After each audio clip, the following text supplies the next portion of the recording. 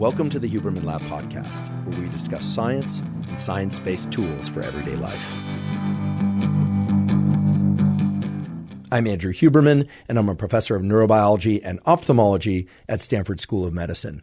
Today, my guest is Dr. David Anderson. Dr. Anderson is a professor of biology at the California Institute of Technology, often commonly referred to as Caltech University. Dr. Anderson's research focuses on emotions and states of mind and body.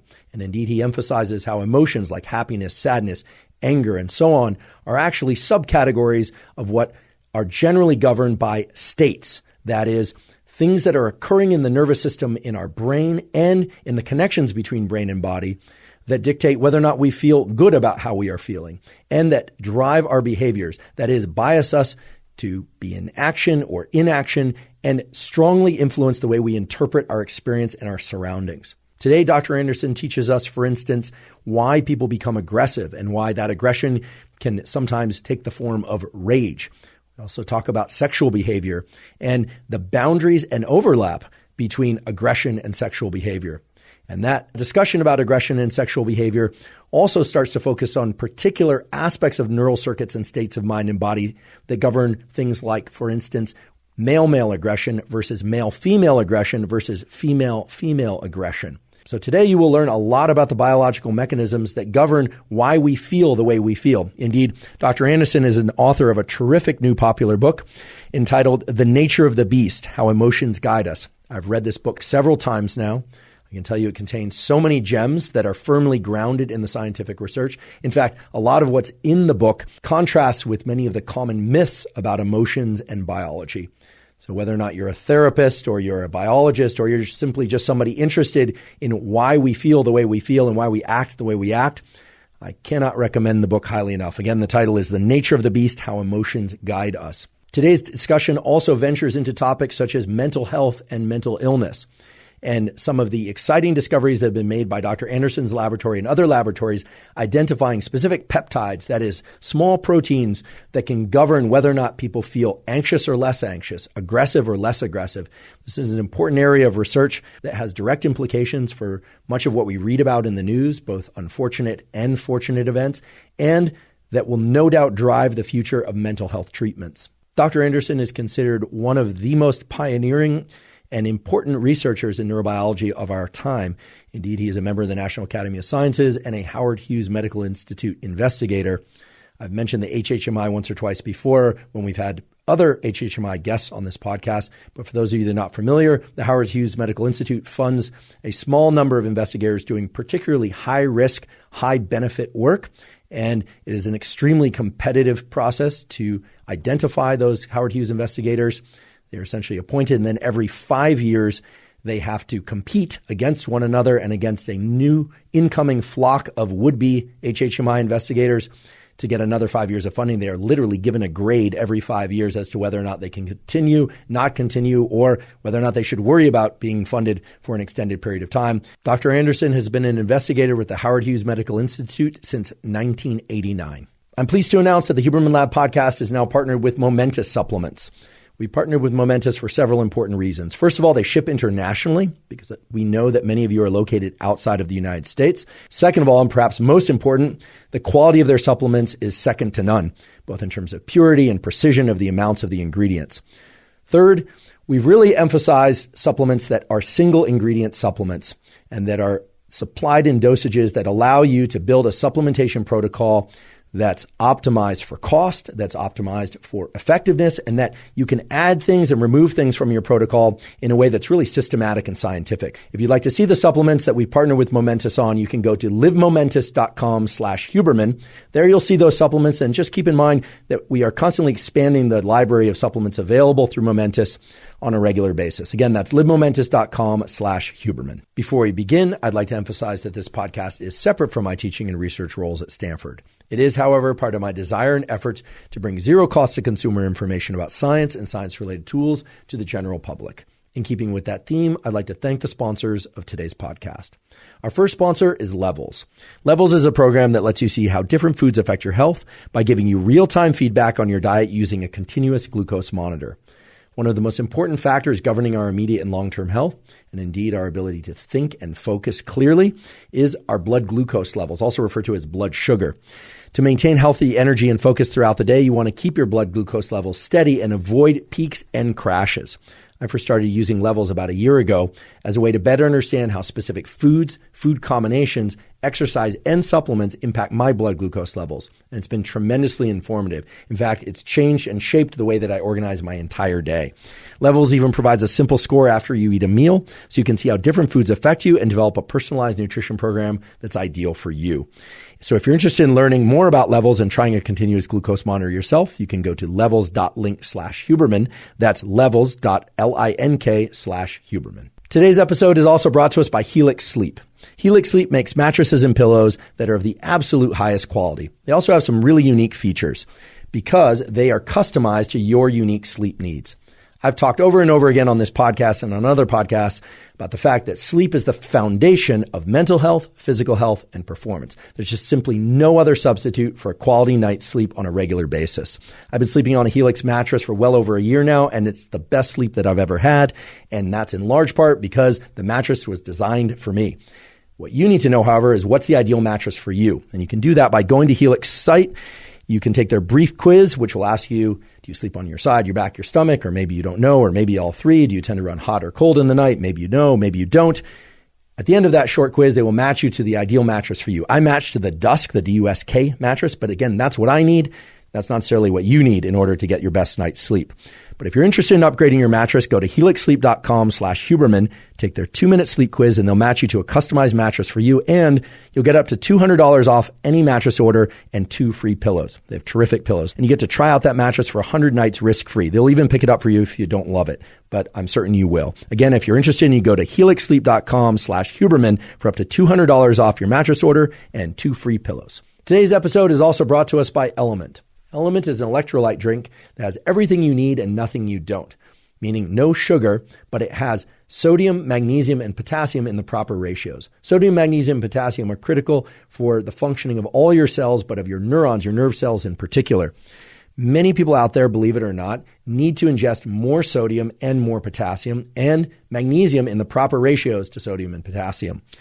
For those of you that are prehypertensive or hypertensive, you definitely don't want to crank up your sodium intake, but many people out there, especially people following low-carb diets or eating exceptionally clean, very well may need more sodium.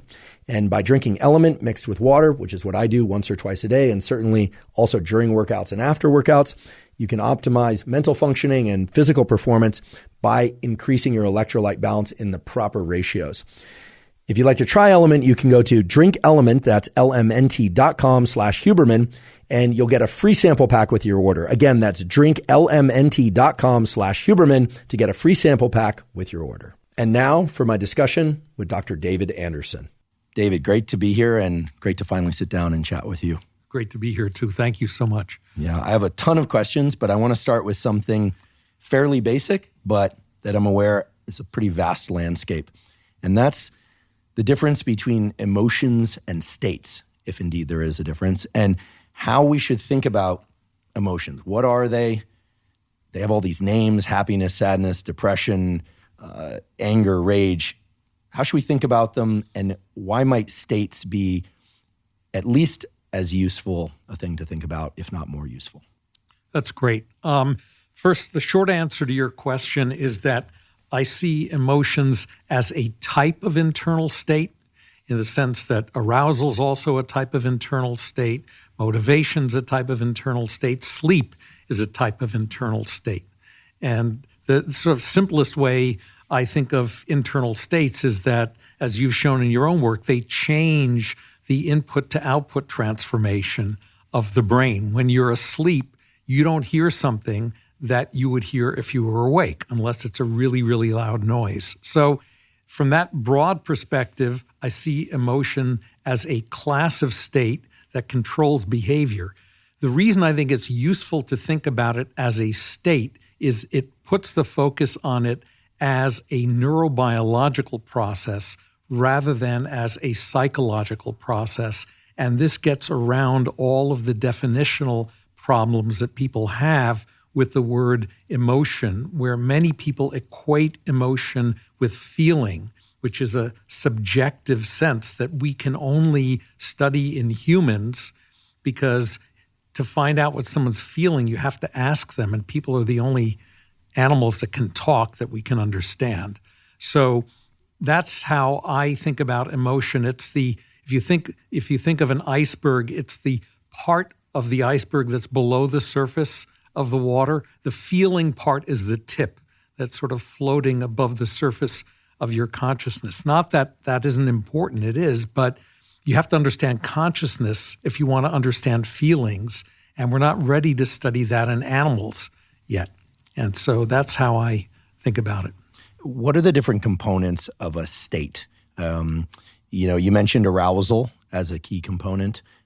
What are some of the other features of states that represent this, as you so beautifully put in your book, that represent below the tip of the iceberg? Right. So you can break states up into different facets, or people would call them dimensions. And so there have been people who have thought of emotions as having just really two dimensions, an arousal dimension, how intense is it, and also a valence dimension, which is it positive or negative, good or bad. Ralph Adolphs and I have tried to expand that a little bit to think about components of emotion, particularly those that distinguish emotion states from motivational states, because they are very closely related. One of those important properties is persistence. And this is something that distinguishes state-driven behaviors from simple reflexes. Reflexes tend to terminate when the stimulus turns off, like the doctor hitting your knee with a hammer. It initiates with the stimulus onset and it terminates with the stimulus offset. Emotions tend to outlast often the stimulus that evoke them. If you're walking along a trail here in Southern California, you hear a rattlesnake rattling, you're going to jump in the air, but your heart is going to continue to beat and your palms sweat and your mouth is going to be dry for a while after it's slithered off in the bush, and you're going to be hyper-vigilant. If you see something that even remotely looks snake-like, a stick, you're going to stop and jump. So persistence is an important feature of emotion states. Not all states have persistence. So, for example, you think about hunger. Once you've eaten, the state is gone. You're not hungry anymore. But if you're really angry and you get into a fight with somebody, even after the fight is over, you may remain riled up for a long time, and it takes you a while to calm down. And that may have to do with the arousal dimension or some other part of it. And then generalization is an important component of emotion states that make them, if they have been triggered in one situation, they can apply to another situation. And my favorite example of that is you come home from work and your kid is screaming. If you had a good day at work, you might pick it up and soothe it. And if you had a bad day at work, you might react very differently to it and scream at it. And so that's a generalization of the state that was triggered at work by something your boss said to you to a completely different interaction. And again, that's something that distinguishes emotion states from motivation states. Motivation states are really specific. Find and eat food, obtain and consume water, and they're involved in homeostatic maintenance. So states are very multifaceted, and just asking questions about how these components of states are encoded, like what makes a state persist, what gives a state a positive or a negative valence, how do you crank up or crank down the intensity of the state? It just opens up a whole bunch of questions that you can ask in the brain with the kinds of tools we have now. You mentioned arousal a few times, and you mentioned valence. Realizing that there are these other aspects of states, I'd like to just talk about arousal a little bit more and valence, because at a very basic level, it seems to me that arousal, we can be very alert and kind of pissed off, stressed, worried. We can have insomnia. We can also be very alert and be quite happy. So the valence flips. We can be people can be sexually aroused. People can be aroused in all sorts of ways. Is there any simple or simple-ish neurochemical signature that can flip valence? So for instance, is there any way that we can safely say that arousal with some additional dopamine release is going to be of positive valence, and arousal with very low dopamine is going to be of negative valence?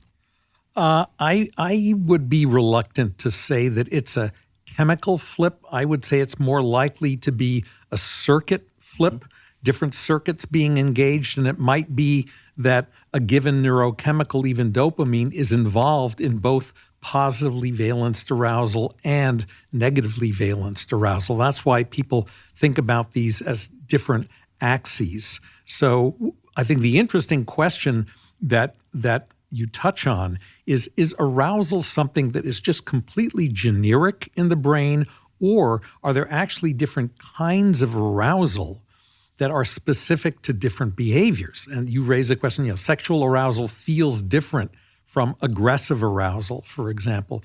And we actually published a paper on this back in 2009 in Fruit Flies, where we found some evidence for two types of arousal states, one of which is sleep-wake arousal. You're more aroused when you wake up than when you're asleep, and flies show that. And the other is a startle response, an arousal response to a mechanical stimulus, a noxious mechanical stimulus. If you puff air on flies, kind of like trying to swat the wasp away from your burger at the picnic table, they come back more and more and more vigorously. And we were able to dissect this and show that although both of those forms of arousal required dopamine, they were exerted through completely separable neural circuits in the fly. And so that really put, number one, the emphasis on it's the circuit that determines the type of arousal, but also that arousal isn't unitary, that there are behavior-specific forms of arousal. And I think the jury is still out as to whether there is such a thing as completely generalized arousal or not. I think some people would argue there is, but I think more attention needs to be paid to this question of domain-specific or behavior-specific forms of arousal. Yeah, it's a super interesting idea because I always thought of arousal as along a continuum. Like you can either be in a panic attack at the one end of the extreme, or you can be in a coma. And then somewhere in the middle, you're alert and calm. But then this issue of valence really, as you say, presents this opportunity that really there might be multiple circuits for arousal or multiple mechanisms that would include neurochemicals as well as different neural pathways. So I'd like to talk a bit about a state, if it is indeed a state, which is aggression. Your lab's worked extensively on this. And if you would, could you highlight some of the key findings there? Which brain areas are involved? The beautiful work of Dayu Lin and others in your lab that point to the idea that indeed there are kind of switches in the brain, but that thinking of switches for aggression might be too simple. How should we think about aggression? And I'll just sort of skew the question a bit more by saying we see lots of different kinds of aggression. This terrible school shooting down in Texas recently, clearly an act that included aggression, and yet you could imagine that's a very different type of aggression than an all-out rage or a controlled aggression. There's a lot of variation there. So what are your thoughts on aggression, how it's generated, the neural circuit mechanisms, and some of the variation in what we call aggression? Yeah, this is a great question, and it's a large area. I would say that first of all, the word aggression, in my mind, refers more to a description of behavior than it does to an internal state. Aggression could reflect an internal state that we would call anger in humans, or could reflect fear, or it could reflect hunger if it's predatory aggression. And so this gets at the issue that you raised of the different types of aggression that exist. The work that Dayu did when she was in my lab that really broke open the field to the application of modern genetic tools for studying circuits in mice is that she found a way to evoke aggression in mice using optogenetics to activate specific neurons in a region of the hypothalamus, the ventromedial hypothalamus, VMH, which people had been studying and looking at for decades, following first the work of in cats, the famous Nobel Prize-winning work of Walter Hess, and then followed by work done by Menno Kruk in the Netherlands in rats, where they would stick electrical wires into the brain and send electric currents into the brain, and they could trigger a placid cat to suddenly bare its teeth, hiss, and almost strike out at the experimenter. And they could trigger rats to fight with each other. And even in Hess's original experiments, he describes two types of aggression that he evokes from cats depending on where in the hypothalamus he puts his electrode, one of which he calls defensive rage. That's the ears laid back, teeth bared, and hissing. And the other one is predatory aggression, where the cat has its ears forward and it's like batting with its paw at a mouse-like object, like it wants to catch it and eat it. So he already had at that stage some information about segregation in the brain of different forms of aggression. So fast forward to 2008, 2009, when Dayu came to the lab, and we had started working on aggression in fruit flies, and I wanted to bring it into mice so that we could apply genetic tools. And we started by having Dayu, who was an electrophysiologist, just repeat the electrical stimulation of the ventromedial hypothalamus in the mouse, just like people had done in rats, in cats, in hamsters, even in monkeys. And she could not get that experiment to work over 40 different trials. It just didn't work. What she got instead was fear behaviors. She got freezing, cornering, and crouching. And finally, in desperation, and we got a lot of input from Menno Kruk on this, he really was mystified. Why doesn't it work in mice? We realized why there had been no paper on brain-stimulated aggression in mice in 50 years because the experiment doesn't work.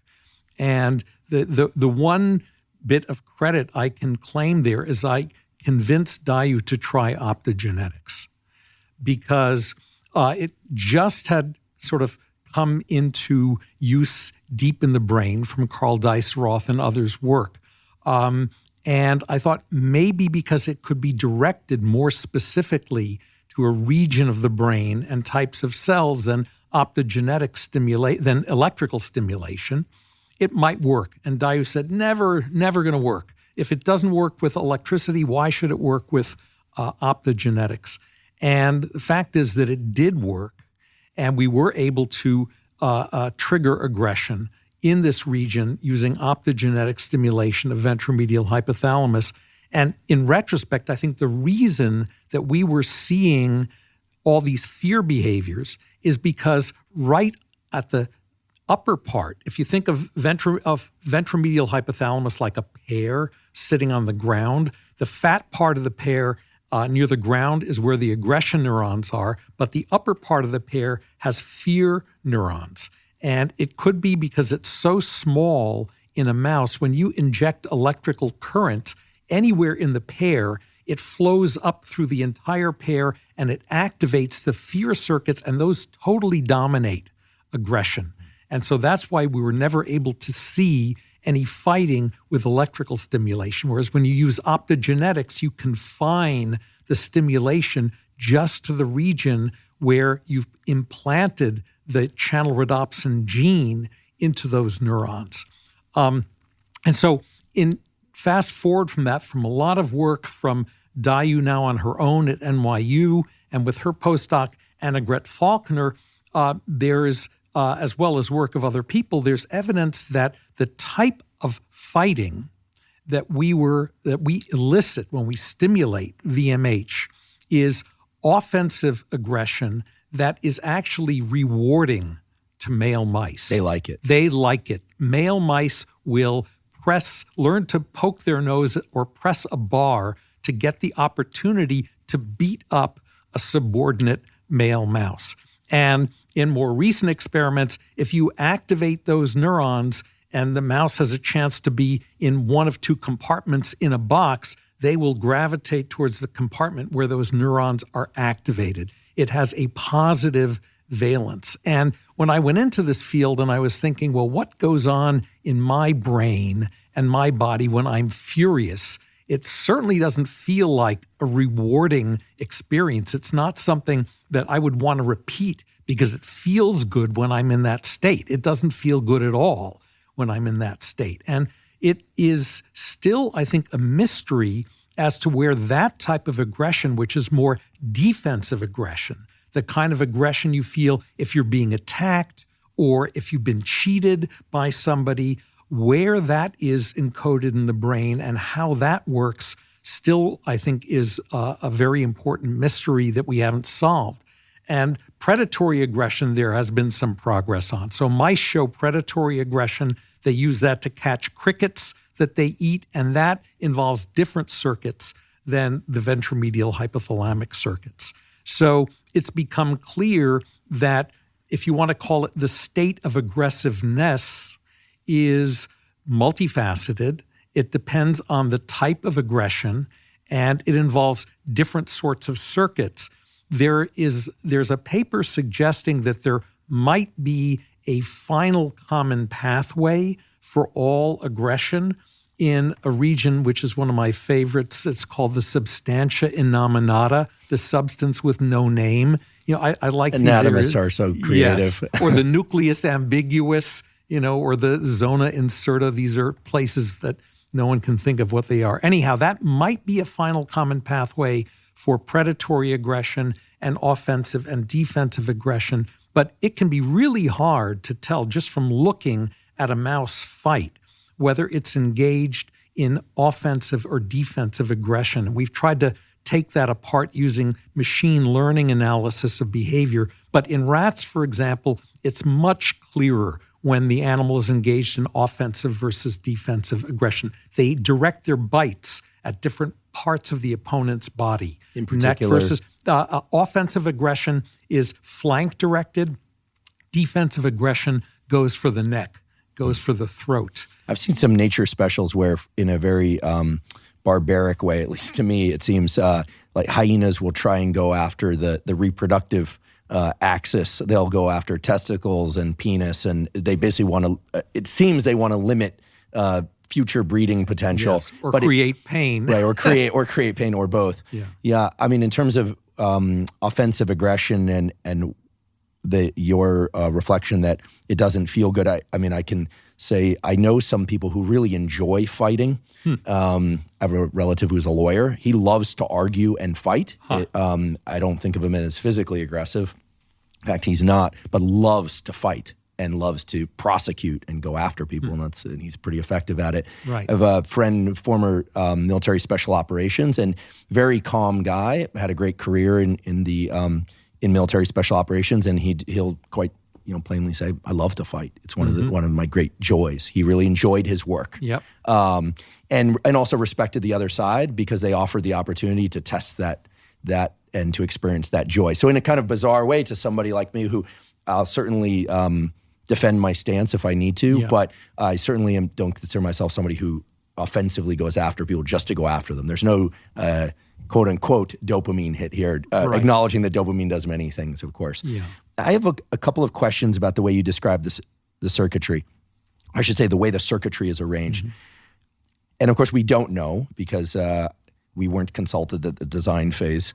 But why do you think there would be such a close positioning of neurons that can elicit such divergent states and behaviors? I mean, you're talking about this pear-shaped structure where the neurons that generate fear are cheek to jowl with the neurons that generate offensive aggression of all things.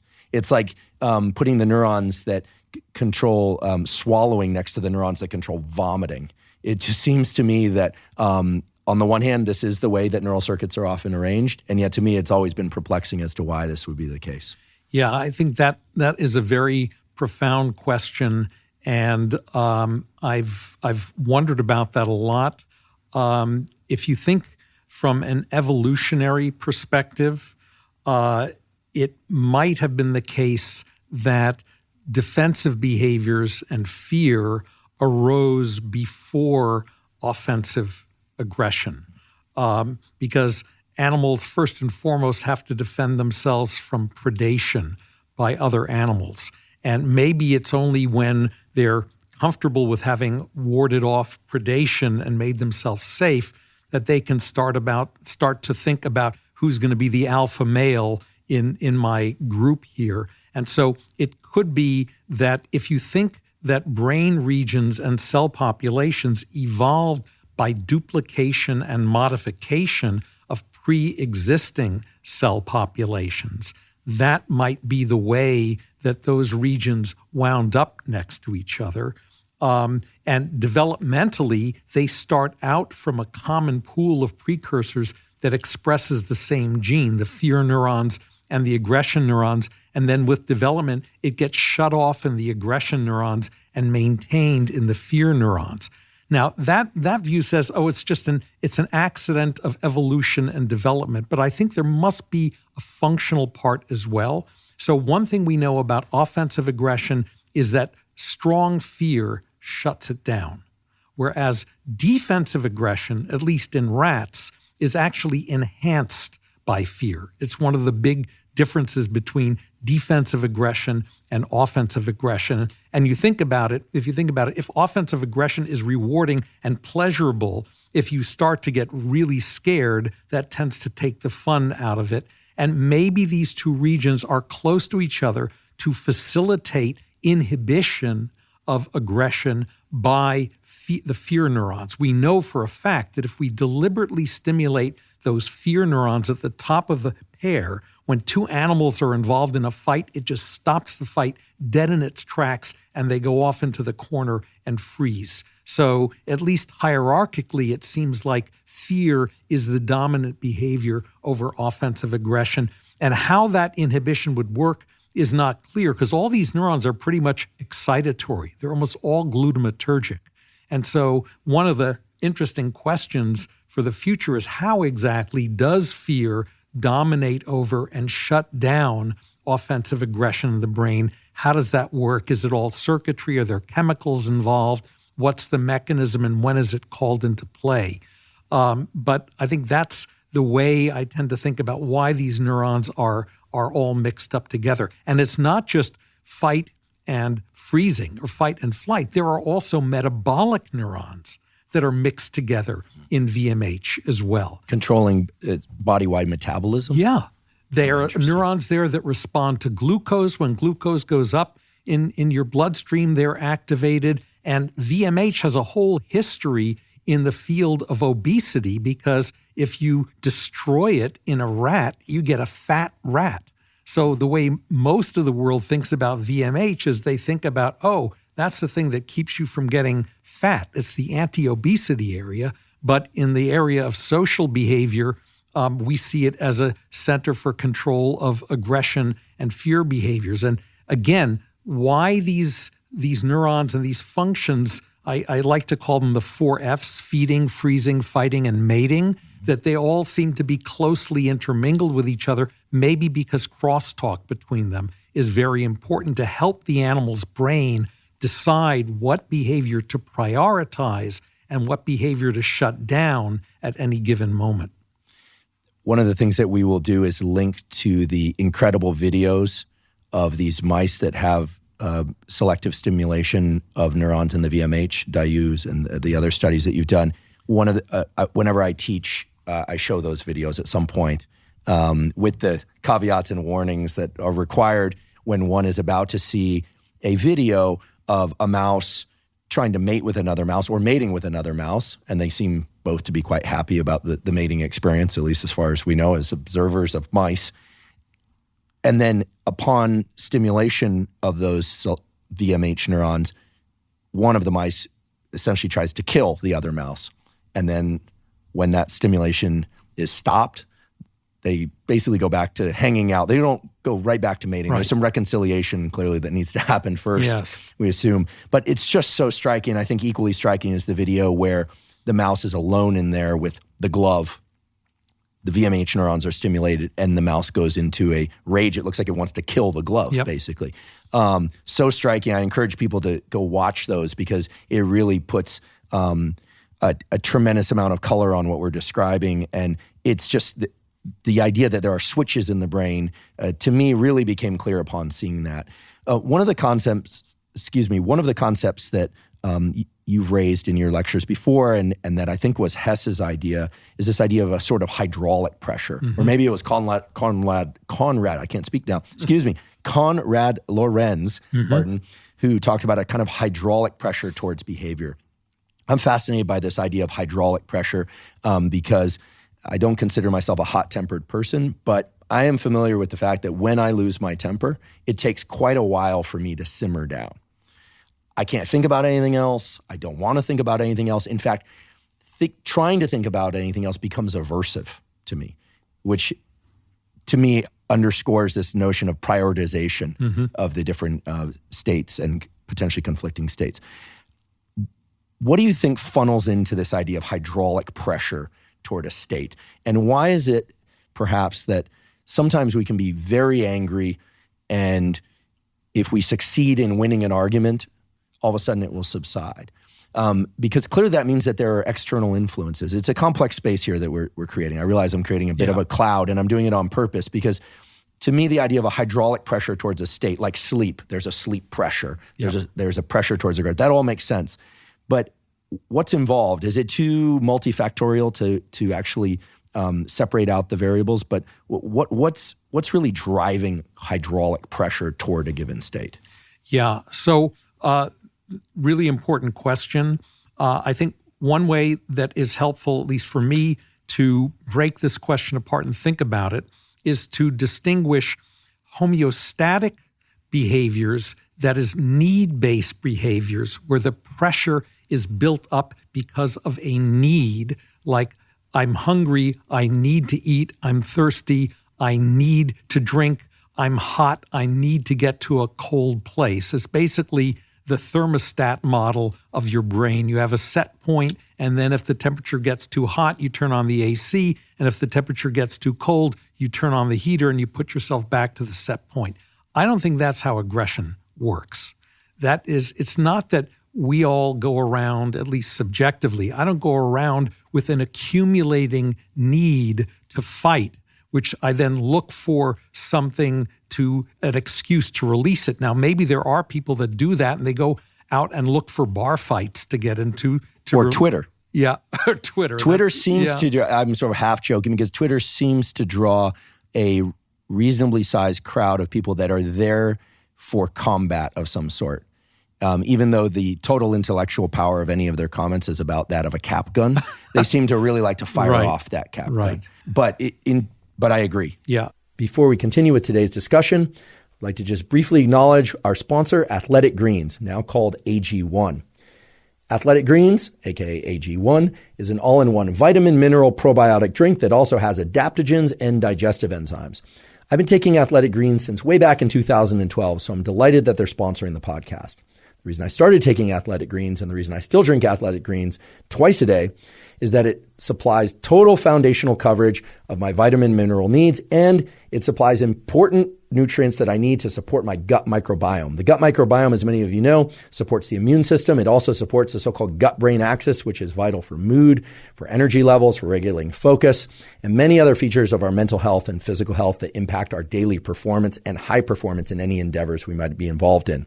If you'd like to try Athletic Greens, you can go to athleticgreens.com/Huberman and claim a special offer. They're giving away 5 free travel packs plus a year's supply of vitamin D3 K2 with every order. And of course, vitamin D3, K2 are vital for all sorts of things like hormone health and metabolic health, and K2 for cardiovascular health and calcium regulation. Again, you can go to athleticgreens.com/Huberman to claim that special offer. So you can think you can think of this accumulated hydraulic pressure either being based on something that you were deprived of, creating an accumulating need, or something that you want to do, building up a drive or a pressure to do that. And the natural way to think about that, at least for me, is as gradual increases in neural activity in a particular region of the brain. And so, for example, in the area of the brain, of the hypothalamus that controls feeding, Scott Sternson and others have shown that the hungrier you get, the higher the level of activity in that region in the brain. And then when you eat, boom, the activity goes right back down again. And that state is actually negatively valenced. So it's like the animal, quote unquote, feels increasingly uncomfortable, just like we feel increasingly uncomfortable the hungrier we are. And then when we eat, it tamps it down. But there is this increased activity. And I think in the case of aggression, our data and others show that the more strongly you drive this region of the brain optogenetically, the more of just a hair trigger you need to set the animal off to get it to fight. Now, the interesting thing is that if there is nothing for the animal to attack, it doesn't really do much when you're stimulating this region. It sort of wanders around the cage a little bit more, but it will not actually show overt attack unless you put something in front of it. And the same thing is true for the areas we've described that control mating behavior. This is what Lindsay is working on. You can stimulate those areas till you're blue in the face, and the mouse just sort of wanders around. But if you put another mouse in, wham, he will try to mount that mouse. If you put a kumquat in the cage, he'll try to mount the kumquat. And so it becomes a sort of any port in the storm. So there is this idea that the drive is building up pressure that somehow needs to be released. Where that pressure is actually being exerted, if you accept that it's increased activity in some circuit or circuits someplace, what is it pushing up against that needs something else to sort of unplug it in the Lorentz hydraulic model? That is, you don't see the behavior until you release a valve on this bucket and let the accumulated pressure flow out. And that's one of the things we're trying to study in the context of the mating behavior as well. How does the information that there's an object in front of you come together with this drive state that is generated by stimulating these neurons in the hypothalamus to say, okay, pull the trigger and go. It's time to mate. It's time to attack. And we're just starting to get some insights into that now. Fascinating. And I should mention to people, Dr. Anderson mentioned Lindsay. Lindsay is a former graduate student of mine that's now a postdoc in David's lab. And I haven't caught up with her recently to hear about these experiments, but they sound fascinating. I would love to spend some time on this issue of why is it that a mouse won't attack nothing, but it'll attack even a glove, and why it will only try and mate if there's another mouse to mate with. It's actually, I think fortunately for you, you're not spending a lot of time on Twitter and Instagram or YouTube, but there's this whole online community that exists now. As far as I know, it's almost exclusively young males who are obsessed with this idea. I'll just say it has a name. It's called NoFap, of no masturbation, as a way to maintain their motivation to go out and actually seek mates because of the ready availability of online pornography. There's probably a much larger population of young males that are never actually going out and seeking mates because they're getting porn addicted, et cetera. There's actually a serious issue that came up in our episode with Anna Lemke, who wrote the book Dopamine Nation. Because of the availability of pornography, there's a whole social context that's being created around this and genuine addiction. So humans are not like the mice, or mice are not like the humans. Humans seem to resolve the issue on their own in ways that might actually impede seeking and finding of sexual partners and or long-term mates. Right. So serious issue there. I raise it as a serious issue that I hear a lot about because I get asked hundreds, if not thousands, of questions about this. Is there any physiological basis for what they call NoFap? And I never actually reply because there's no data. But what you're raising here is a very interesting mechanistic scenario that can, and as you mentioned, is being explored. So what do we know about the internal state of a mouse whose VMH is being stimulated, or a mouse whose other brain region that can stimulate the desire to mate? What do we know about the internal state of that mouse if it's just alone in the cage wandering around? Is it wandering around really wanting to mate and really wanting to fight? We, of course, don't know. But is its heart rate up? Is its blood pressure up? Is it wishing that there was pornography? Is it something's going on, presumably, that's different than prior to that stimulation? And is it arousal? And what do you think it is about the visual or olfactory perception of a conspecific that ungates this tremendous repertoire of behaviors? Right. That is the central question. I can say, at least with respect to the fear neurons that sit on top of the aggression neurons, we know that when those neurons are activated optogenetically in the same way we would activate the aggression neurons, that there's clearly an arousal process that's occurring. You can see the pupils dilate in the animal. There is an increase in stress hormone release into the bloodstream. We've shown that. Heart rate goes up. So in addition to the drive to actually freeze, which is what those animals do, there is autonomic arousal and neuroendocrine activation of stress responses. And some of that is probably shared by the aggression neurons and the mating neurons, although we haven't investigated it in as much detail. But I wouldn't be surprised because they project to many of the same regions that the fear neurons project to, which is an interesting issue in the context to discuss later, maybe in the context of why we're comfortable with mental illnesses that are based on maladaptations of fear, but not mental illnesses that are based on maladaptations of aggression if they have pretty similar circuits in the brain.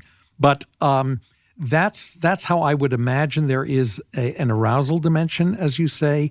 There are stress hormones that are activated. These regions, VMH projects to about 30 different regions in the brain, and it gets input from about 30 different regions. So I kind of see it as both an antenna and a broadcasting center. It's like a satellite dish that takes in information from different sensory modalities, smell, maybe vision, mechanosensation, and then it sort of synthesizes and integrates that into a fairly low dimensional, as the computational people call it, representation of this pressure to attack, and it broadcasts that all over the brain to trigger all these systems that have to be brought into play if the animal is going to engage in aggression, because aggression is a very risky thing for an animal to engage in. It could wind up losing, and it could wind up getting killed.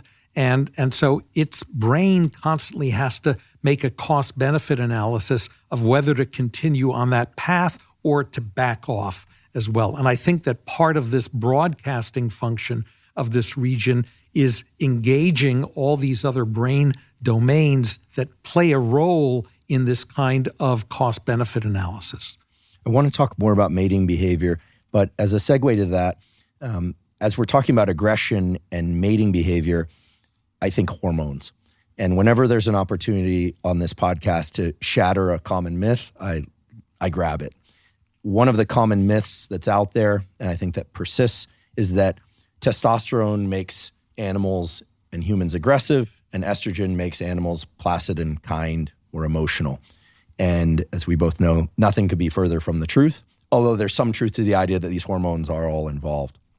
Robert Sapolsky supplied some information to me when he came on this podcast that if you give people exogenous testosterone, it tends to make them more of the way they were before. If they were a jerk before, they'll become more of a jerk. If they were very altruistic, they'll become more altruistic. And then eventually, I pointed out, you'll aromatize that testosterone into estrogen and you'll start getting opposite effects. So it's a murky space. It's not straightforward. But if I'm not mistaken, testosterone plays a role in generating aggression. However, the specific hormones that are involved in generating aggression via VMH are things other than testosterone. Could you tell us a little bit more about that? Because there's some interesting surprises in there. Yeah, that's a really important question. So when we finally identified the neurons in VMH that control aggression with a molecular marker, we found out that marker was the estrogen receptor. So that might strike you as a little strange. Why should aggression-promoting neurons in male mice be labeled with the estrogen receptor? Other labs have shown that the estrogen receptor in adult male mice is necessary for aggression. If you knock out the gene in VMH, they don't fight. And it's been shown, and a lot of this is work from your colleague Nirav Shah at Stanford, who is one of my former PhD students, that if you castrate a mouse and it loses the ability to fight, not only can you rescue fighting with a testosterone implant, but you can rescue it with an estrogen implant. So you can bypass completely the requirement for testosterone to restore aggressiveness to the mice. And as you say, it's because many of the effects of testosterone, although not all, many of them are mediated by its conversion to estrogen by a process called aromatization. It's carried out by an enzyme called aromatase. In fact, most of your listeners may have heard of aromatase because aromatase inhibitors are widely used in female humans as adjuvant chemotherapy for breast cancer. They are a way of reducing the production of estrogen by preventing testosterone from being converted into estrogen. And in fact, there are a lot of animal experiments showing if you give males aromatase inhibitors, they stop fighting as well as also stop being sexually active. And so that's one of the counterintuitive ideas. And Nirav has shown that progesterone also seems to play a role in aggression because these aggression neurons also express the progesterone receptor. So here are two hormones that are classically thought of as female reproductive hormones. This is what goes up and goes down during the estrous cycle, estrogen and progesterone, and yet they're playing a very important role in controlling aggression in male mice and presumably in male humans as well. Fascinating. So estrogen is doing many more things than I think most people believe, and testosterone is doing maybe different and fewer things in some cases and more in others. I've known some aggressive females over the time I've been alive. What's involved in female aggression that's unique from the pathways that generate male aggression? Great question. So we and other labs have studied this in both mice and also in fruit flies. So one thing in mice that distinguishes aggression in females from males is that male mice are pretty much ready to fight at the drop of a hat. Female mice only fight when they are nurturing and nursing their pups after they've delivered a litter. And there's a window there where they become hyper-aggressive. And then after their pups are weaned, that aggressiveness goes away. So this is pretty remarkable that you take a virgin female mouse and expose it to a male, and her response is to become sexually receptive and to mate with him. And now you let her have her pups and you put the same male or another male mouse in the cage with her, and instead of trying to mate with him, she attacks him. So there is some presumably hormonal and also neuronal switch that's occurring in the brain that switches the response of the female from sex to aggression when she goes from virginity to maternity. And we recently showed in a paper, this is work from one of my students, Mengyu Liu, that within VMH in females, there are two clearly divisible subsets of estrogen receptor neurons. And she showed that one of those subsets controls fighting and the other one controls mating. And in fact, if you stimulate the fighting-specific subset in a virgin, you can get the virgin to attack, which is something that we were never able to do before. And if you stimulate the mating one, you enhance mating. The reason we could never get these results when we stimulated the whole population of estrogen receptor neurons is that these effects are opposite and they cancel out.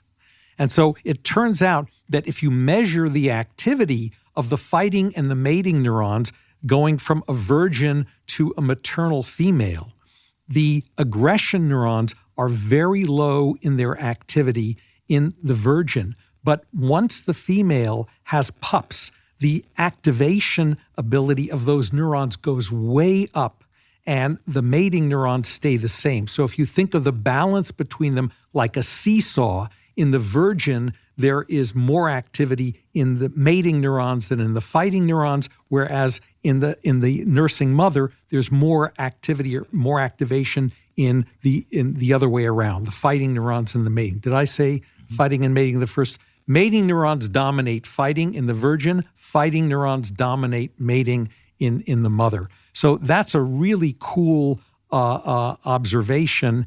And it's not something that happens in males, and we don't know what causes that or controls that. Interestingly, this gets into the whole issue of neurons that are present in females but not in males. So the field has known for a long time that male and female fruit flies have sex-specific neurons. And most of the neurons that we've identified in fruit flies that control fighting in males are male-specific. They're not found in the female brain. But recently, we discovered a set of female-specific fighting neurons in the female brain, together with a couple of other laboratories. Now, they do share one common population of neurons in both male and female flies that in females activates the female-specific fighting neurons and in males activates the male-specific fighting neuron. So it's kind of a hierarchy with this common neuron on top. And in mice, we discovered that there are male-specific neurons in VMH, and those neurons are activated during male aggression. Now, the neurons that are active in females when females fight in VMH are not sex-specific. So they are also found in males. So this is already showing you some complexity. The male mouse VMH has both male-specific aggression neurons and generic aggression neurons. And then the female VMH, the mating cells, are only found in females. They are female-specific and not found in the male brain. And so we're trying to find out what these sex-specific populations of neurons are doing, but that indicates that that is some of the mechanism by which different sexes show different behaviors. I'm fixated on this transition from the virgin female mouse to the maternal female mouse. I have a couple questions about whether or not, for instance, the transition is governed by the presence of pups. So, for instance, if you take a virgin female, she'll mate with a male. Once she's had pups, she'll try and fight that male or presumably another intruder female, yes, right? Equally towards females and male intruders. Does that require the presence of her pups? Meaning if you were to take those pups and give them to another mother, does she revert to the more virgin-like behavior? Is it triggered by lactation, or could it actually be triggered by the mating behavior itself? Because it's possible for the virgin to become a non-virgin but not actually have a litter of pups. Right.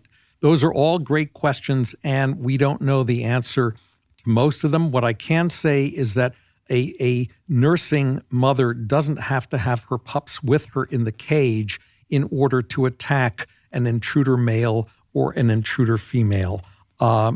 She is just in a state of brain that makes her aggressive to any intruder. And those aggression neurons in that female's brain are activated by both male and female intruders equally, whereas in male mice, the aggression neurons are only ever activated by males, not by females, because males are never supposed to attack females. They're only supposed to mate with them.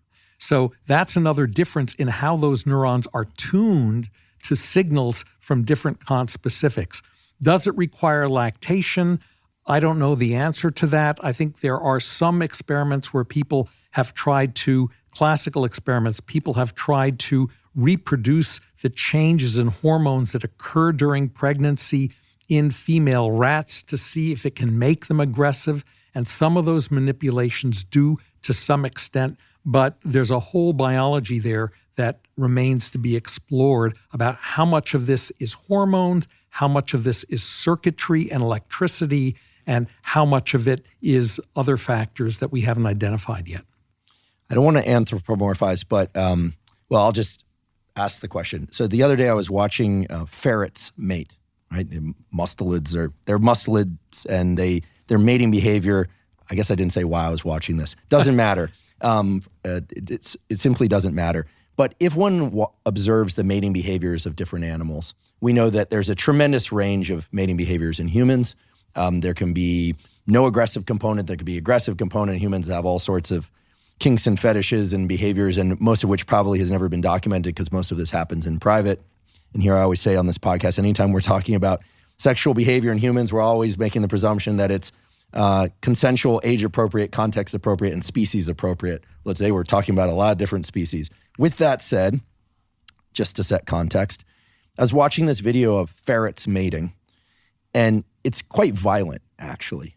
There's a lot of neck biting. There's a lot of squealing. If I were going to project and anthropomorphize, I'd say it's not really clear they both want to be there. One would make that assumption. And of course, we don't know. We have no idea. Could be the ritual.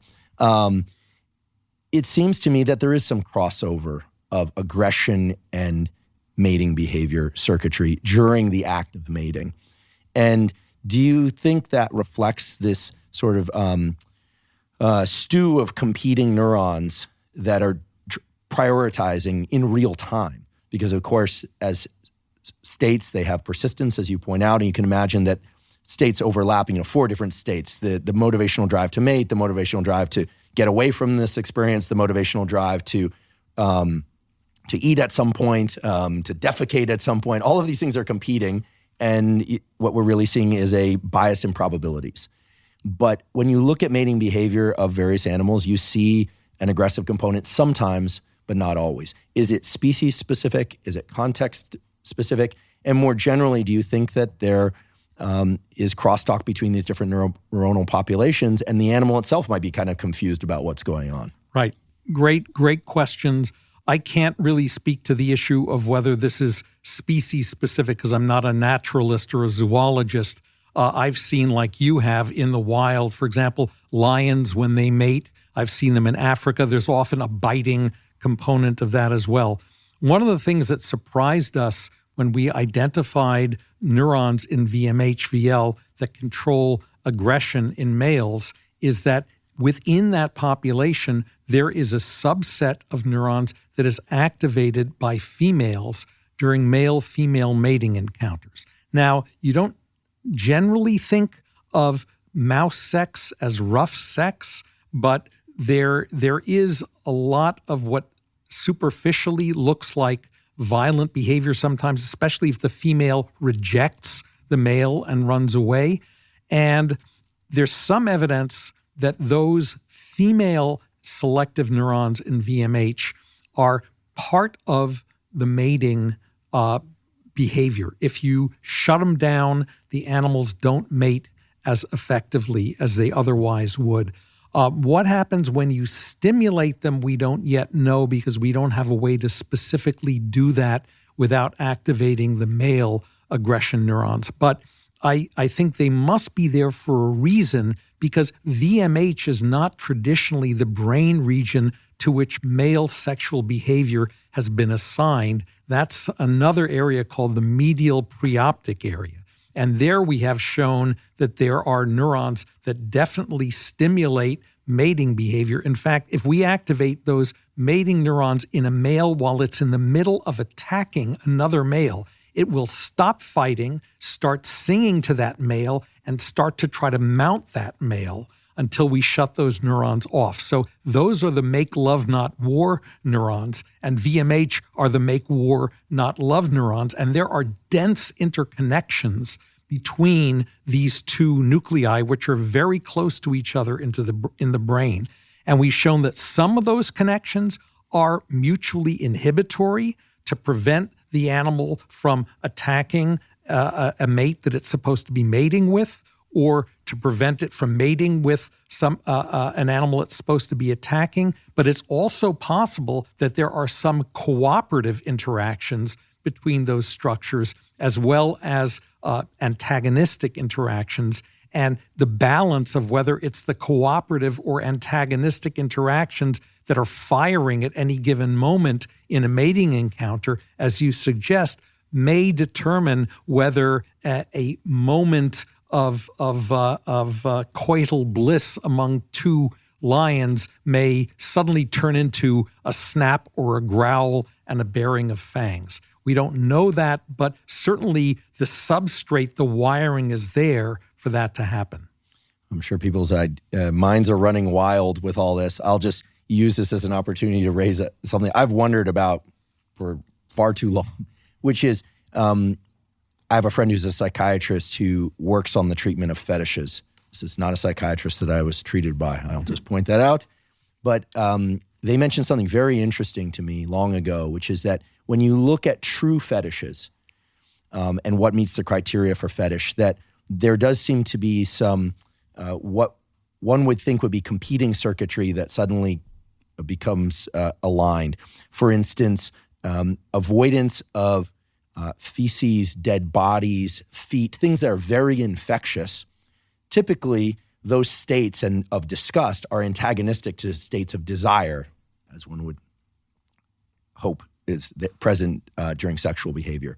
Fetishes often involve exactly those things that are aversive. Feet, dead bodies, disgusting things to most people. And true fetishes in the pathologic sense exist when people have basically a requirement for thinking about or even the presence of those ordinarily disgusting things in order to become sexually aroused. As if the circuitry has crossed over. And the statement that rung in my mind was, people don't develop fetishes to mailboxes or to the color red or to random objects and things. They develop fetishes to things that are highly infectious and counter-reproductive appetitive states. So I find that interesting. I don't know if you have any reflections on that as to why that might be. I'm tempted to ask whether or not you've ever observed fetish-like behavior in mice, but I find it fascinating that you have this area of the brain that's so highly conserved, the hypothalamus, in which you have these dense populations intermixed, and that the addition of a forebrain, especially in humans, that can think and make decisions could in some ways facilitate the expression of these primitive behaviors, but could also complicate the expression of primitive behaviors. Right.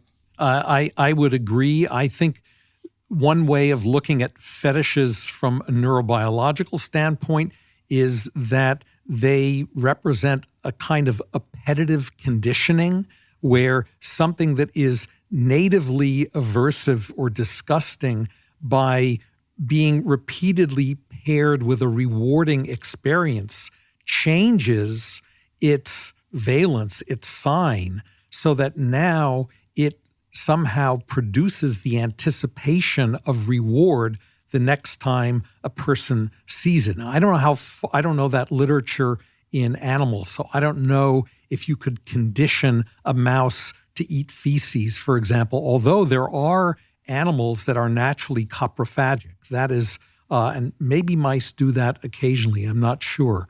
But that is one way to think about it, and that could certainly involve in humans the more recently evolved parts of the brain, the cortex, that is sort of orchestrating both what behaviors are happening and whether reward states are turning on in association with those behaviors that are happening.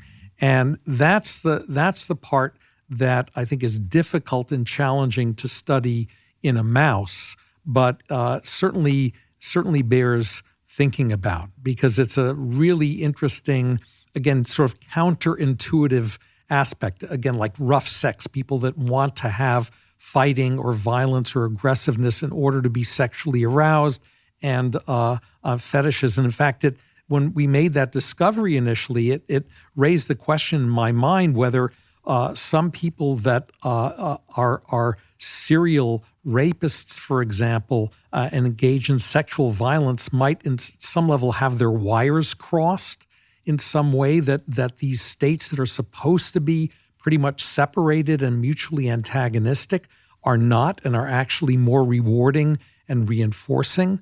I think it's going to be a long time before we have figured it out. But when you think about it, there is no treatment that we have for a violent sexual offender that eliminates the violence, but not the sexual desire and sexual urge.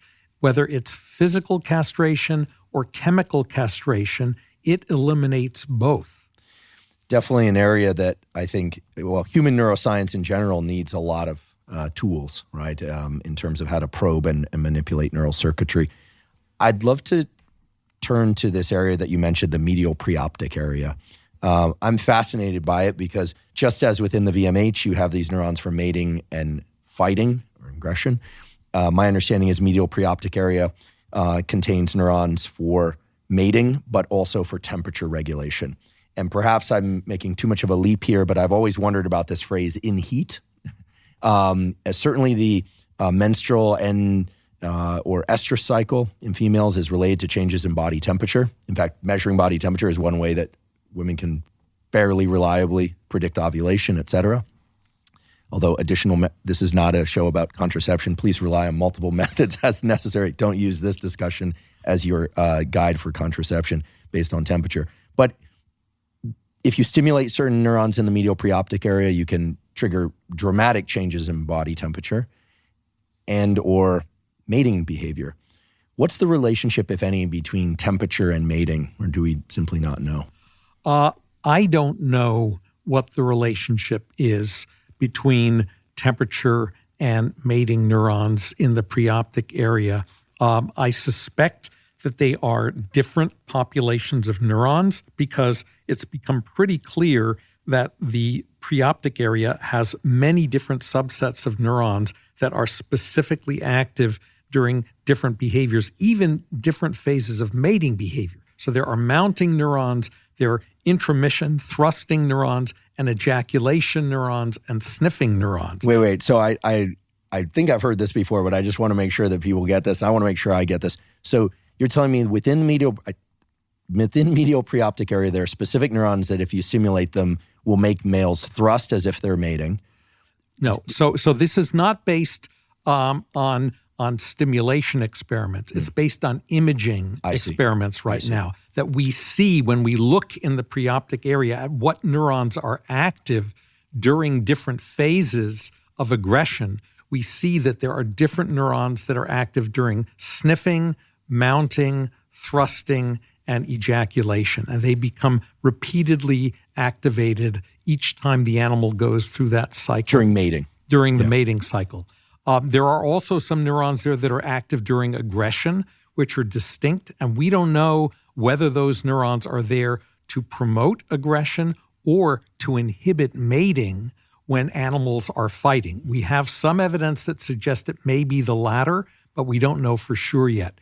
The thermosensitive neurons are really interesting because you mentioned the phrase "in heat," and then in the context of aggression, you talk about hot-blooded people or hotheads. There's just recently a paper showing there are thermoregulatory neurons in VMH as well.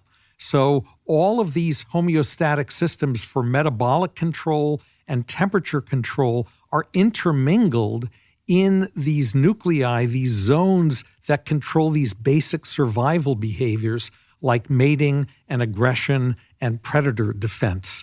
And I would imagine that the thermoregulation is tightly connected to energy expenditure, and that, again, these neurons are mixed together to facilitate integration of all these signals by the brain in some way that we don't understand to maintain the proper balance between energy conservation and energy consumption during this particular behavior or that behavior. I mean, I've always been fascinated by the question, why is it that violence goes up in the summertime when the temperatures are high? Does it really have something to do with the idea that increased temperature increases violence? It seems hard to believe because we're homeothermic and we pretty much stay around 98.6 Fahrenheit. It could be other social reasons why that happens. People are outside, out on the street, bumping into each other. But I think there could well be something that ties thermoregulation to aggressiveness, as well as to mating behavior. Fascinating. Yeah. I asked in the hopes that maybe in the years to come, your lab will parse some of the temperature relationships. And I realize it could be also regulated by hormones in general. So it's tapping into two systems for completely different reasons. But anyway, an area that intrigues me because of this notion of hot-headedness, right, or cool, calm, and collected. And also the fact that, I probably should have asked about this earlier, that arousal itself is tethered to the whole mating and reproductive process. I mean, without a sort of seesawing back between the sympathetic and parasympathetic, arousal, relaxed states, there is no mating that will take place. So it's fascinating the way these different competing forces and seesaws operate. Several times during the discussion so far, we've hit on this idea that the same behavior can reflect different states, and different states can converge on multiple behaviors as well. You had a paper not long ago about mounting behavior, which I found fascinating. Maybe you could tell us about that result, because to me it really speaks to the fact that mounting behavior can, in one context, be sexual, and in another context actually be related to, we presume, dominance. And I think that my friends who practice jujitsu will say, when I talk about that result, they say, of course, mounting the other person and dominating them, there's nothing sexual about it. It's about overtaking them physically, literally being on their neck side as opposed to lying on their own back.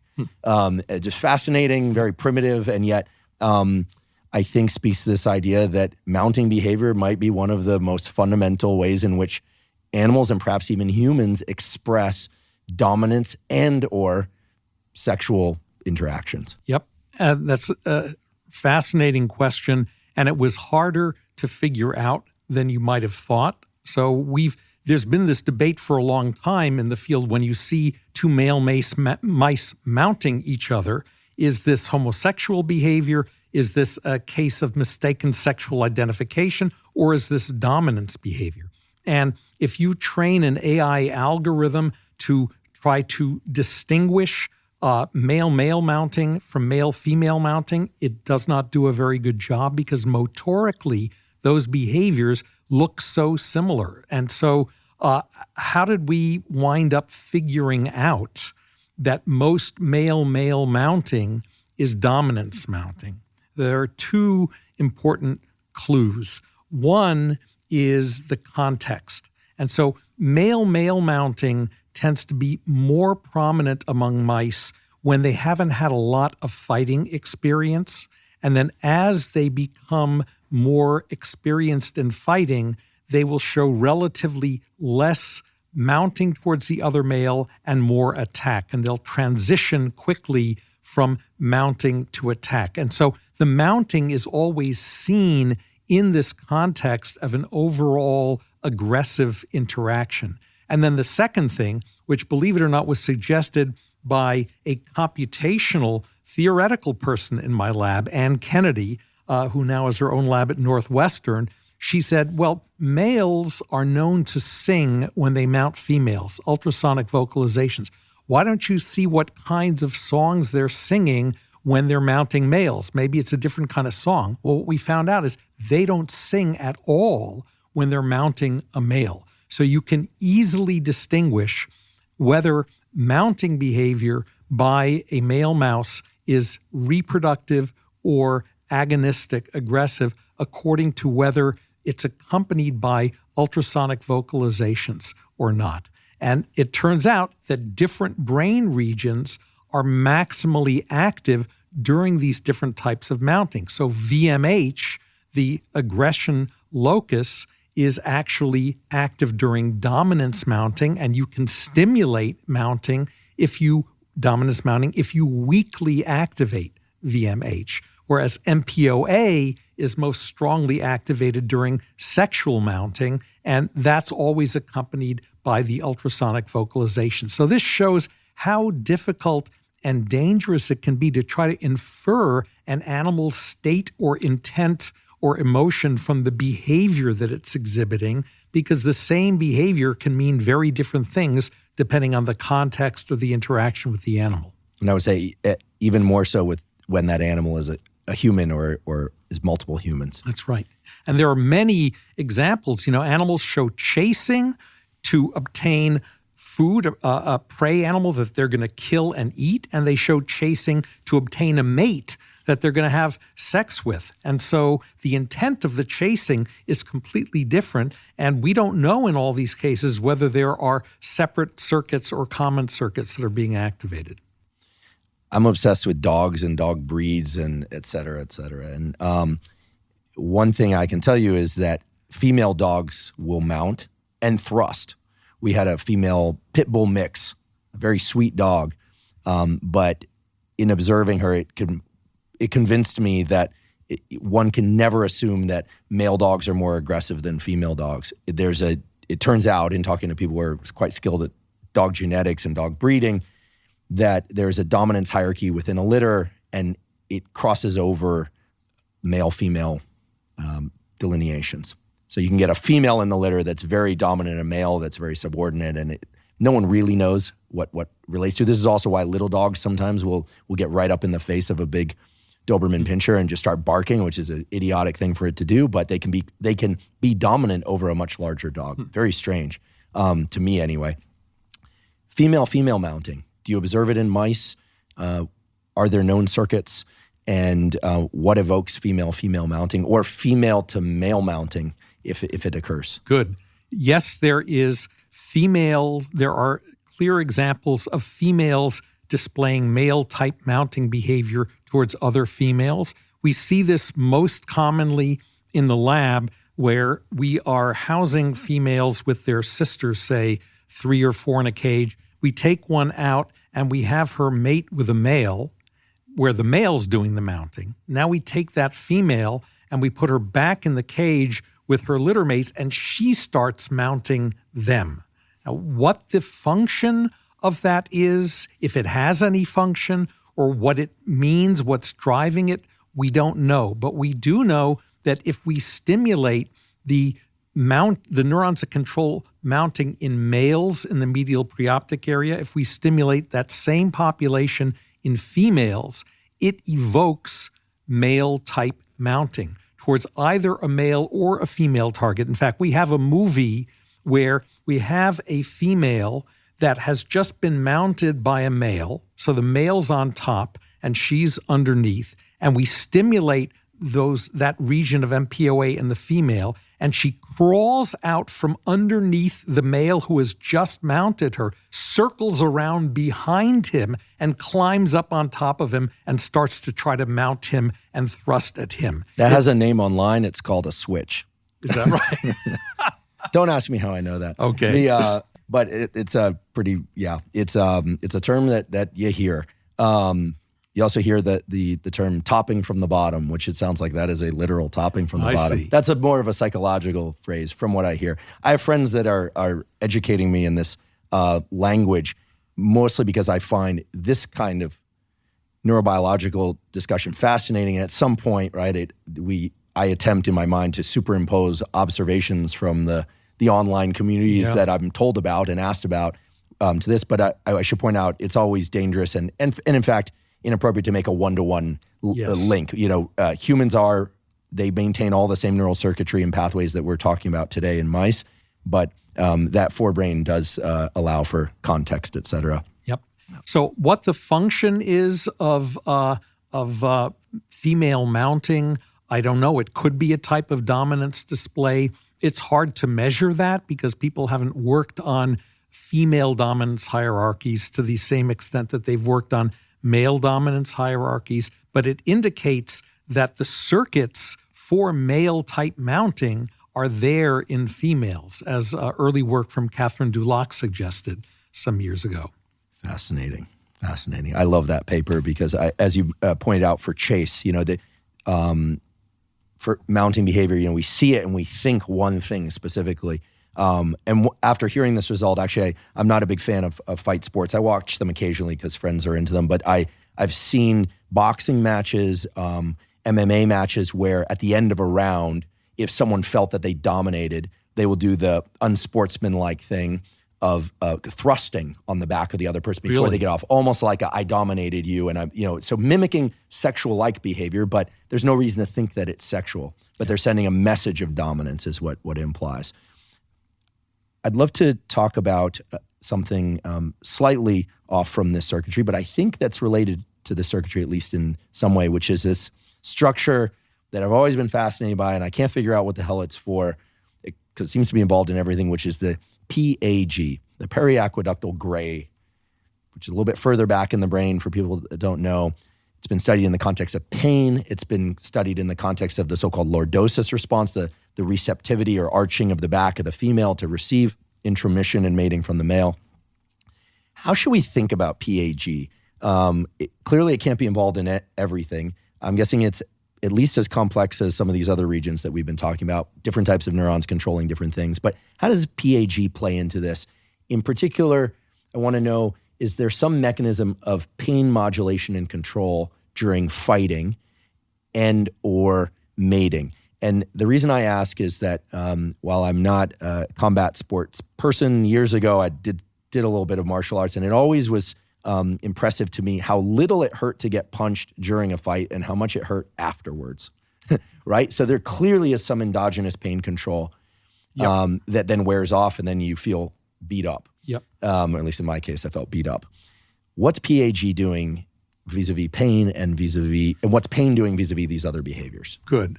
So I think of PAG like a old-fashioned telephone switchboard where there are calls coming in, and then the cables have to be punched into the right hole to get the information to be routed to the right recipient on the other end of it. Because pretty much every type of innate behavior you can think of has had the PAG implicated in it. There's a whole literature showing the involvement of the PAG in fear, different regions of the PAG. The dorsal PAG is involved in panic-like behavior, running away. The ventral PAG is involved in freezing behavior. Both the MPOA and VMH send projections to the PAG to different regions of the PAG. So in cross-section, I hate to say this, but in cross-section, the PAG kind of looks like the water in a toilet when you're standing over an open toilet bowl. Mm-hmm. And if you imagine a clock face projected onto that, it's like the PAG has sectors from 1 to 12, maybe even more of them. And in each of those sectors, you find different neurons from the hypothalamus are projecting. So it could turn out that there is a topographic arrangement along the dorsal ventral axis of the PAG and the medial lateral axis of the PAG that determines the type of behavior that will be emitted when neurons in that region are stimulated. And I think sort of all of the evidence is pointing in that direction, but by no means has it been mapped out. Now, the thing that you mentioned about it not hurting when you got beat up during martial arts, there is a well-known phenomenon called fear-induced analgesia, where when an animal is in a high state of fear, like if it's trying to defend itself, there is a suppression of pain responses. And I'm not sure completely about the mechanisms and how well that's understood, but for example, the adrenal gland has a peptide in it that is released from the adrenal medulla, which controls the fight or flight responses, and that peptide has analgesic activities. Now, whether what that peptide is? It's called bovine adrenal medullary peptide of 22 amino acid residues, and I only know about it because it activates a receptor that we discovered many years ago that's involved in pain, and we thought it promoted pain, but it turns out that this actually inhibits pain. It's like an endogenous analgesic. Whether this is happening, this type of analgesia is happening when an animal is engaged in offensive aggression or in mating behavior, I don't know, but it certainly is possible. And I don't know whether these analgesic mechanisms are happening in the PAG. They could also be happening a little further down in the spinal cord. The PAG is really continuous with the spinal cord. If you just follow it down towards the tail of an animal, you will wind up in the spinal cord. And so it could be that there are influences acting at many levels on pain in the PAG and in the spinal cord as well. And it may well be known.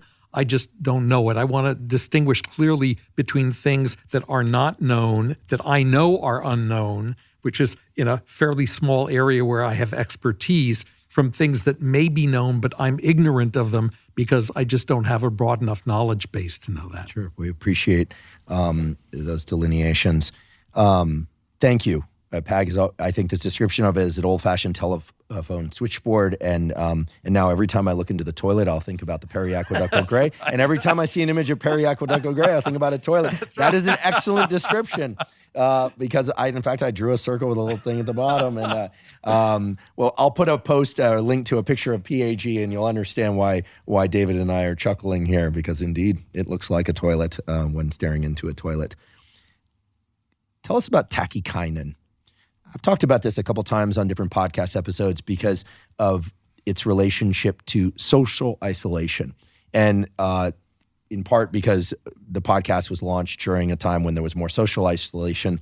My understanding is that tachykinin, and you'll tell us what it is in a moment, is present in flies and mice and in humans and may do similar things in those species.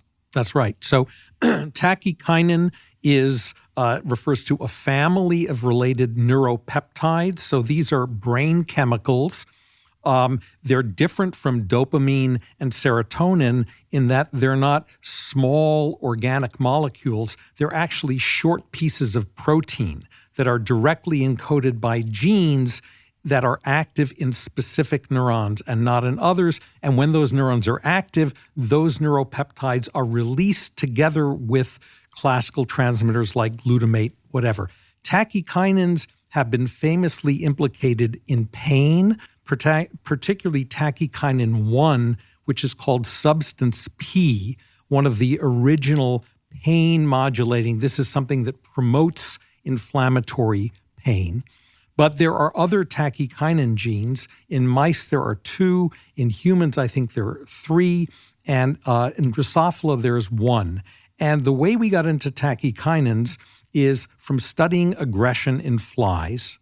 We thought, since neuropeptides have this remarkable parallel evolutionary conservation of structure and function, like neuropeptide Y controls feeding in worms, in flies, and mice, and in people.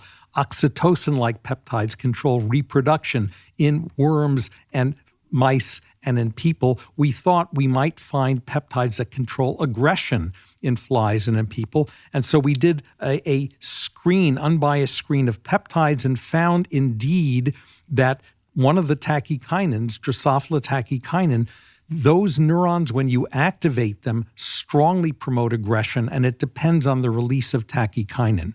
Now, the interesting thing is that in flies, just like in people and practically any other social animal that shows aggression, social isolation increases aggressiveness. So putting a violent prisoner in solitary confinement is absolutely the worst, most counterproductive thing you could do to them. And indeed, we found in flies that social isolation increases the level of tachykinin in the brain. And if we shut that gene down, it prevents the isolation from increasing aggression. So since my lab also works on mice, it was natural to see whether tachykinins might be upregulated in social isolation and whether they play a role in aggression.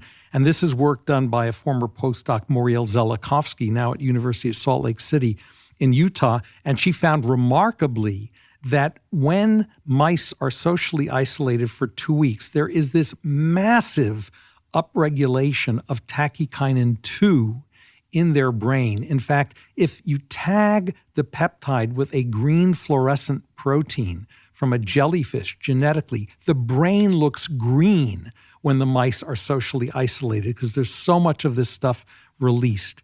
And she went on to show that increase in tachykinin is responsible for the effect of social isolation to increase aggressiveness and to increase fear and to increase anxiety. And in fact, there are drugs that block the receptor for tachykinin, which were tested in humans and abandoned because they had no efficacy in the tests that they were analyzed for. If you give those drugs to a socially isolated mouse, it blocks all of the effects of social isolation. It blocks the aggression, it blocks the increased fear and the increased anxiety. And that Moriel described it, the mice just look chill.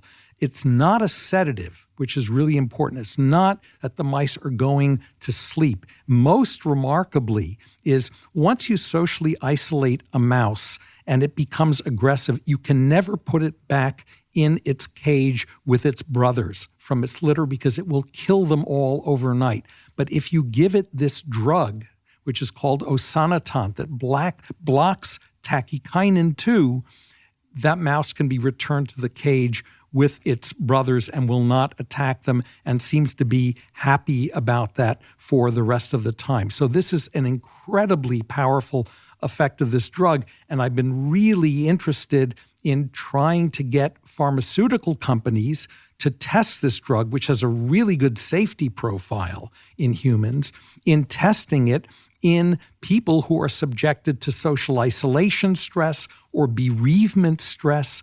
And this is one of the areas where I learned an eye-opening lesson as a basic scientist who naively thought that if you make a discovery and it has translational applications to humans, that pharmaceutical companies are going to be falling all over themselves to try it. And they're not interested because once burned, twice shy. These drugs were tested for efficacy in schizophrenia. I have no idea why. There's very little preclinical data to suggest that. Not surprisingly, they failed. When a drug fails in clinical trials in phase 3, it costs $100 million to the company that carried out that clinical trial. So there's a huge slag heap of discarded pharmaceuticals, many of them inhibitors of neuropeptide action, that could be useful in other indications, such as the one we discovered, but there's a huge economic disincentive for pharmaceutical companies to test them again, because the conclusion that they drew from all these failed tests, particularly in the 2010s and before that, is that the reason they failed is because animal experiments with drugs don't predict how humans will respond to the drugs. And therefore, we shouldn't try to extrapolate from any other data that we get from animal experiments, mouse or rat experiments, to humans, because they'll lead us down the wrong track. And I think that that is probably wrong. In some cases, it may be right, but in other cases, there's good reason to think, because these brain regions and molecules are so evolutionarily conserved that they ought to be playing a similar role in humans. In fact, there is a paper showing that in humans that have borderline personality disorder, there's a strong correlation between their self-reported level of aggressiveness and serum levels of a tachykinin, in this case tachykinin 1, as detected by radioimmunoassay. This is work of Emil Coccaro, who's a clinical psychiatrist at the University of Chicago. So there is a smoking gun in the case of humans as well. And I was actually trying to interest a pharmaceutical company that was testing these drugs actually for treatment of hot flashes in females, in humans, where there is actually good animal data to think that it might be useful. But I realized that this clinical trial was going on during the COVID pandemic. And I approached them and said, look, nature may have actually done for you the experiment that I want you to do, because some of the people who are getting drug or placebo are going to have been socially isolated, and some of them will have not. Why don't you get them to fill out questionnaires and see whether the ones who were given the drug and socially isolated felt less stressed and less anxious than the ones who were not socially isolated, and they would not touch it, because they're in the middle of a clinical trial for a different indication for this drug, and they have to report any observation that they make about that drug in their patient population. So if they were to ask these questions and get an unfavorable answer, oh my God, I felt even worse when I took this drug and I was isolated, they would be obliged to report that to the FDA, and that could torpedo the chances for the drug being approved in the thing that it was in clinical trials for. So it's better not to ask and not to know than it is to try to find out more information that could lead to another clinical indication. So I remain convinced that this family of drugs could have very powerful uses in treating some forms of stress-induced anxiety or aggressiveness in humans, but it's just very difficult for economic reasons to find a way to get somebody to test that. Yeah, a true shame that these companies won't do this, and especially given the fact that many of these drugs exist and their safety profiles are established, because that's always a serious consideration when embarking on a clinical trial. Perhaps in hearing this discussion, someone out there will understand the key importance of this and will reach out to us. We'll provide ways to do that to get such a study going in humans. Because I think if enough laboratories ran small-scale clinical trials, pharma certainly would perk up their ears, right? I mean, they're so strategic, sometimes to their own. I mean, I would like to say also, I'd like to see this tested on pets. I mean, there's a huge number of pets right now that are suffering separation anxiety because humans bought them to keep them company during the COVID pandemic. And now they're home alone. Now they're home alone, Yeah. okay? And if this thing works in mice, there's certainly a higher chance it's going to work in dogs or in cats than it is going to work in humans. And if it did, that would be even more encouragement to continue along those lines. People sometimes forget that although we work on animals and we ultimately want to understand humans, we care about how our results apply to the welfare of animals as well, and particularly domestic pets, which is a multi-billion-dollar industry in this country. So if there's ways that they can be made to feel better when they're separated from their owners, that would certainly be a good thing. Absolutely. We will put out the call. We are putting out the call. And I know for sure there will be a response. Just underscoring what we've been talking about even more, every time we hear about a school shooting, like in Texas recently, or I happen to be in New York during the time when there was a subway shooting, for whatever reason, I listened to the book about Columbine that went into a very detailed way about the origin of those boys and that committed that. And every single time, there's the person who commits those acts is socially isolated. Yep. As far as I know, there might be some exceptions there. And sometimes this crosses over with other mental health issues, but sometimes no apparent mental health issues. So social isolation clearly drives powerful neurochemical and neurobiological changes. I really hope that tachykinin 1 and 2, those are the main ones in humans, will be explored in more detail. Also, I didn't know that tachykinin 1 is substance P, and substance P is tachykinin 1. Yes, tachykinin 1 is the gene name, and tachykinin 2 in humans is called neurokinin B. That's the name of the protein. I just refer to it by the gene name because it makes it easier, and I don't have to keep remembering two names for each thing. And if I'm not mistaken, you put yourself in the company of geneticists because of your original training was in genetics, immunology, and areas related to that. It was in cell biology, and I didn't actually have formal training in genetics as a graduate student, but I think I'm a geneticist at heart. That's just the way I like to think about things. And when I started working on flies, I came out of the closet as a geneticist, as it were. Wonderful.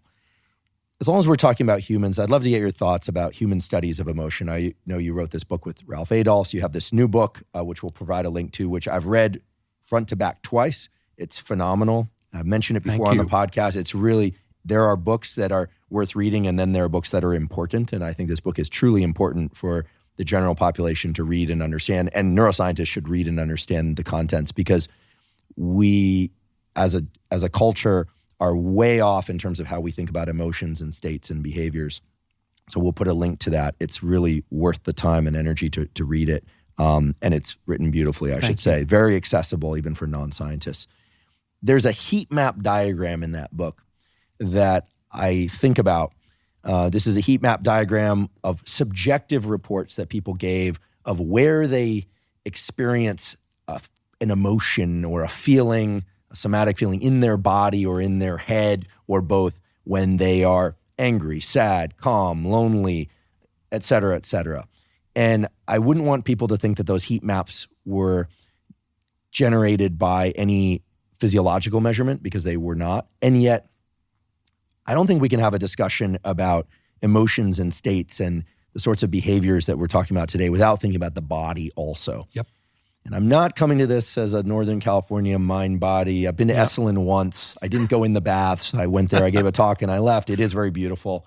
If anyone wants to know what it looks like, I think that final scene of Mad Men is shot at Esalen. It's a very beautiful place. And yet, mind-body is to me is a neurobiological construct, because the nervous system extends through out of the cranial vault and into the spinal cord and body and back and forth. Okay. How should we think about the body and in terms of states? And at some point, I'd love for you to comment on that heat map experiment, because it does seem that there's some regularity as to where people experience emotions. When people are in a rage, for instance, they seem to feel it both in their gut and in their head, it seems, on average. And people love to extrapolate to gut intuition, or that the chakras, or anger is in the stomach, and this goes to Eastern medicine, et cetera. How should we think about mind-body in the context of states, and think about it as scientists, maybe even as neuroscientists or geneticists? Good. So for the answer to the first question about the heat maps and people associating certain parts of their body with certain emotional feelings, this goes back to something called the somatic marker hypothesis that was proposed by Antonio Damasio, who is a neurologist at USC. The idea that our subjective feeling of a particular emotion is in part associated with a sensation of something happening in a particular part of our body, the gut, the heart. I don't see the liver invoked very much in emotional characterization. But gall and the gallbladder, yes, somebody having a lot of gall. right. I don't know why I make a fist when I say that, but I'm guessing the gallbladder is shaped like a fist. That's right. And if there is a physiology underlying these heat maps, it could reflect increased blood flow to these different structures. And that in turn reflects what you were talking about, that is, emotion definitely involves communication between the brain and the body, and it's bidirectional communication, and it's mediated by the peripheral nervous system, the sympathetic and the parasympathetic nervous system, which control heart rate, for example, blood vessel, blood pressure, and those neurons receive input from the hypothalamus and other brain regions, central brain regions, that control their activity. And when the brain is put in a particular state, it activates sympathetic and parasympathetic neurons, which have effects on the heart and on blood pressure.